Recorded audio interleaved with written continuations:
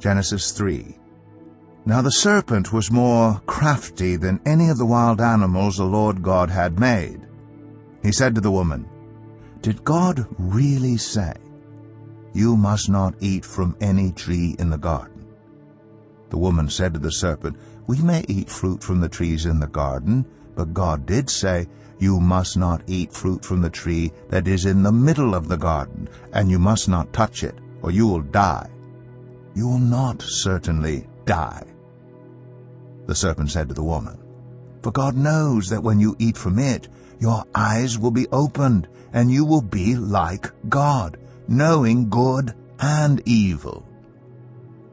When the woman saw that the fruit of the tree was good for food, and pleasing to the eye, and also desirable for gaining wisdom, she took some and ate it. She also gave some to her husband who was with her, and he ate it. Then the eyes of both of them were opened, and they realized they were naked. So they sewed fig leaves together and made coverings for themselves. Then the man and his wife heard the sound of the Lord God as he was walking in the garden in the cool of the day, and they hid from the Lord God among the trees of the garden. But the Lord God called to the man, "Where are you?" He answered, "I heard you in the garden, and I was afraid because I was naked, so I hid." And he said, "Who told you that you were naked?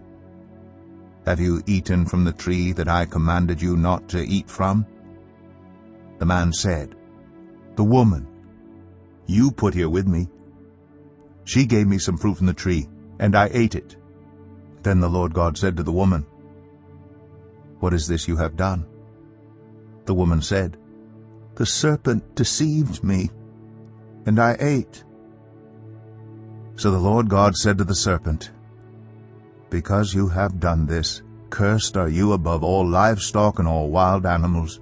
You will crawl on your belly, and you will eat dust all the days of your life. And I will put enmity between you and the woman, and between your offspring and hers. He will crush your head, and you will strike his heel."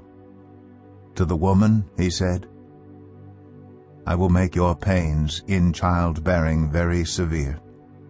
With painful labor you will give birth to children. Your desire will be for your husband, and he will rule over you." To Adam he said, "Because you listened to your wife and ate fruit from the tree about which I commanded you, you must not eat from it. Cursed is the ground because of you.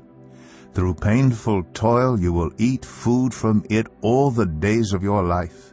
It will produce thorns and thistles for you, and you will eat the plants of the field. By the sweat of your brow you will eat your food until you return to the ground, since from it you were taken. For dust you are, and to dust you will return." Adam named his wife Eve, because she would become the mother of all the living. The Lord God made garments of skin for Adam and his wife, and clothed them. And the Lord God said, "The man has now become like one of us, knowing good and evil. He must not be allowed to reach out his hand and take also from the tree of life and eat and live forever." So the Lord God banished him from the Garden of Eden to work the ground from which he had been taken. After he drove the man out, he placed on the east side of the Garden of Eden cherubim, and a flaming sword flashing back and forth to guard the way to the tree of life.